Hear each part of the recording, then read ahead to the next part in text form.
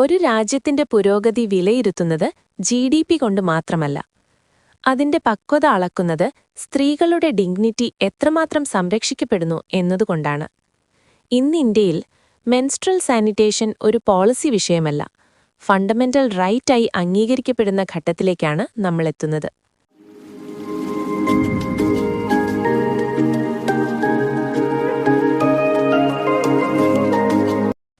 Menstrual sanitation എന്നത് simply hygiene അല്ല. അതിലുൾപ്പെടുന്നത് സുരക്ഷിതമായ ശുചിത്വ സാമഗ്രികൾ ലഭ്യമാകുക, ശുദ്ധജലമുള്ള ശുചിമുറികൾ, സ്വകാര്യത ഉറപ്പാക്കുന്ന സൗകര്യങ്ങൾ, ഉപയോഗിച്ച സാമഗ്രികൾ സുരക്ഷിതമായി നീക്കം ചെയ്യാനുള്ള സംവിധാനങ്ങൾ, ലജ്ജയും അപമാനവുമില്ലാത്ത സാമൂഹിക സമീപനം.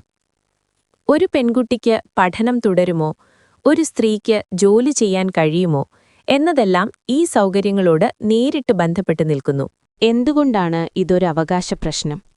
ഇന്ത്യയിലെ യാഥാർത്ഥ്യം ഇതാണ്. അനേകം പെൺകുട്ടികൾ പ്രായപൂർത്തിയാകുന്നതോടെ പഠനം ഉപേക്ഷിക്കുന്നു.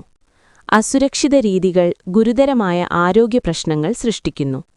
മാസവ്രതം ഇന്നും ലജ്ജയായി കാണപ്പെടുന്നു, ജൈവിക പ്രക്രിയയായല്ല.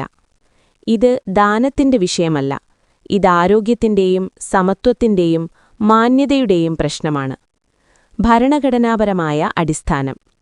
ഭരണഘടനയിൽ മാസവ്രതം എന്ന വാക്ക് നേരിട്ട് പറയുന്നില്ല, എന്നാൽ നിലവിലുള്ള അവകാശങ്ങൾ വ്യാഖ്യാനിച്ചുകൊണ്ടാണ് ഇത് അംഗീകരിക്കപ്പെട്ടത്. Article 14 right to equality. ജീവിക്കാനുള്ള അവകാശമെന്നത് മാത്രം ജീവിച്ചിരിക്കാനുള്ള അവകാശമല്ല, മാന്യതയോടെ ജീവിക്കാനുള്ള അവകാശം കൂടിയാണ്. മെൻസ്ട്രുവേഷൻ ടൈം അടിസ്ഥാന ശുചിത്വ സൗകര്യങ്ങളില്ലെങ്കിൽ മാന്യതയോടെ ജീവിക്കാൻ സാധ്യമല്ല. Article 15 prohibition of discrimination on grounds of sex. സ്ത്രീ ശരീരത്തിലെ ജൈവിക പ്രത്യേകതയെ അടിസ്ഥാനമാക്കി അടിസ്ഥാന സൗകര്യങ്ങൾ നിഷേധിക്കുന്നത് ഭരണഘടനാവിരുദ്ധമാണ്. Article 21A right to education. Menstruation കാരണം പെൺകുട്ടികൾ സ്കൂൾ വിട്ടുനിൽക്കുമ്പോൾ അതവരുടെ വിദ്യാഭ്യാസ അവകാശത്തിന്റെ ലംഘനമാണ്. സമീപകാല നിയമപരമായ അംഗീകാരം. സമീപകാലത്ത് കോടതികൾ വ്യക്തമാക്കിയിരിക്കുന്നത് മെൻസ്ട്രൽ സാനിറ്റേഷൻ ഒരു സഹായമല്ല, അത് ഭരണകൂടത്തിന്റെ ബാധ്യതയാണ്. വിദ്യാലയങ്ങൾ, ജോലിസ്ഥലങ്ങൾ, തടവുശാലകൾ എല്ലായിടത്തും ആവശ്യമായ സൗകര്യങ്ങൾ ഉറപ്പാക്കണം. കോടതികൾ ഇത് ബന്ധപ്പെടുത്തി കാണുന്നത് ആരോഗ്യ അവകാശത്തോട്, ലിംഗനീതിയോട്, മനുഷ്യമാന്യതയോട്. ഇതിലൂടെയാണ് മെൻസ്ട്രൽ സാനിറ്റേഷൻ ജീവിക്കാനുള്ള അവകാശത്തിന്റെ ഭാഗമായ ഒരു അടിസ്ഥാന അവകാശമായി മാറിയത്. ഭരണകൂടത്തിന്റെ ഉത്തരവാദിത്വങ്ങൾ.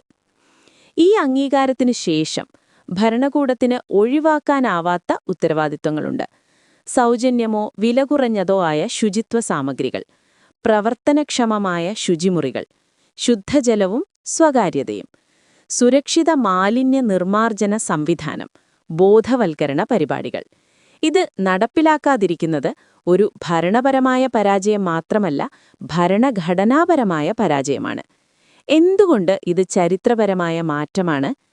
ഈ അംഗീകാരം പറയുന്നത് ഇതാണ്: മെൻസ്ട്രുവേഷൻ ഇനി മൗനത്തിന്റെ വിഷയമല്ല, അത് ഭരണഘടനയുടെ പരിഗണനാ വിഷയമാണ്. സ്ത്രീ ശരീരം നിയമസംവാദത്തിന്റെ കേന്ദ്രത്തിലേക്ക് വരുന്നു. മനുഷ്യാവകാശ മൂല്യങ്ങളോട് രാജ്യം ചേർന്നു നിൽക്കുന്നു. മെൻസ്ട്രുവേഷൻ ഒരു സ്വകാര്യ പ്രശ്നത്തിൽ നിന്ന് പൊതു ഉത്തരവാദിത്വത്തിലേക്കാണ് മാറുന്നത്.